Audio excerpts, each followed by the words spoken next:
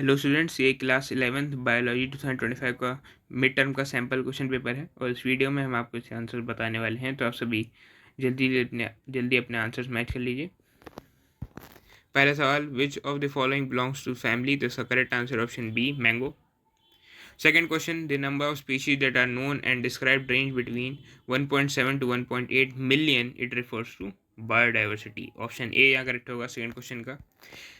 Third question, marshy bacteria are known as methanogens. Fourth question, green plants has a dash cell wall. तो green plants की cell wall है वो cellulosic cell wall होती है। Fifth question, complete the following table. तो पहले देखिए, क्लोरोफाइफे का कॉमन नेम जो है वो होता है ग्रीन एल्गी, तो इसी से आपको पता चल रहा है, तो ऑप्शन बी यहाँ करेक्ट हो जाएगा। इसके अलावा अगर आप बाकियों को भी मैच करना चाहते हैं तो देख लीजिए, मेजर पिगमेंट्स जो होगा वो होगा क्लोरोफिल ए और बी, तो ये भी सेकेंड ऑप्शन में ही है सिर्फ, तो ऑप्शन बी ही यहाँ पे करेक्ट हो जाएगा।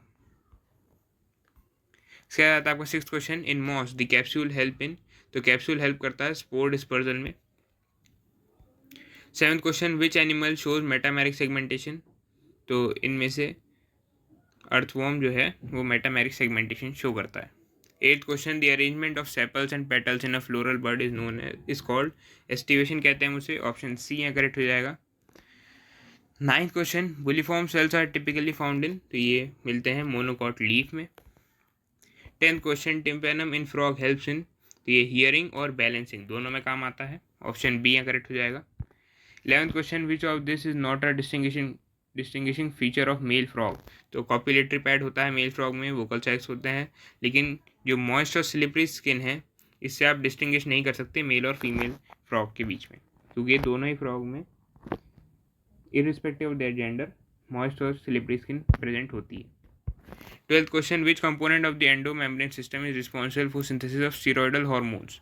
तो स्मूथ एंडोप्लाज्मिक रेटिकुलम जो है स्टीरॉयडल हार्मोन्स सिंथेसिस करता है।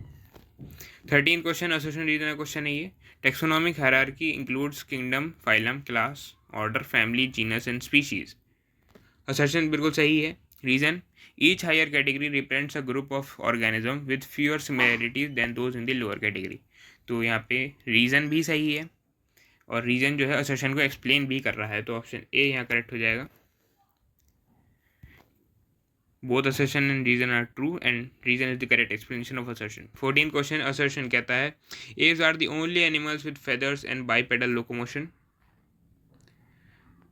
उसके reason कहता है presence of pneumatic bones and air sacs help in efficient respiration during flight. तो assertion और reason दोनों ही सही हैं 14th क्वेश्चन में भी, लेकिन जो रीज़न है वो सही से एक्सप्लेन नहीं कर रहा है, तो ऑप्शन बी यहाँ करेक्ट होगा 14th का। 15th क्वेश्चन, असर्शन कहता है trichomes present on the stem में help in reducing water loss. तो स्टेम हेयर जिसे हम ट्राइकोम्स कहते हैं वो वाटर लॉस में तो हेल्प करता ही है, यानी रीज़न सही है, असर्शन सही है सॉरी।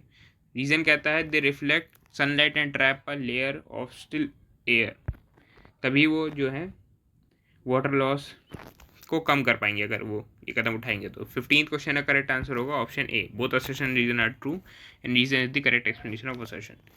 16th क्वेश्चन, असर्शन कहता है endoplasmic reticulum help in both protein and lipid synthesis. तो असर्शन सही है, smooth endoplasmic reticulum lipid synthesis करता है और rough endoplasmic reticulum protein synthesis करता है। रीजन कहता है rough endoplasmic reticulum associated with ribosome for protein synthesis while smooth endoplasmic reticulum synthesis lipids. तो रीजन यहाँ बिल्कुल सही है, तो इसका 16 क्वेश्चन करेक्ट आंसर होगा ऑप्शन ए। ये थे आपके एमसीक्यू क्वेश्चंस। बाकी क्वेश्चन पूरा क्वेश्चन पेपर आप सभी देख लीजिए। सेक्शन सी आपका शुरू होता है क्वेश्चन नंबर 22 से।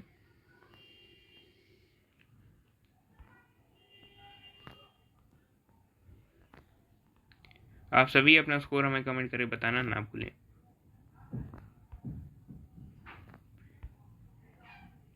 तो ये था आपका आज का question paper. Thank you for watching once more.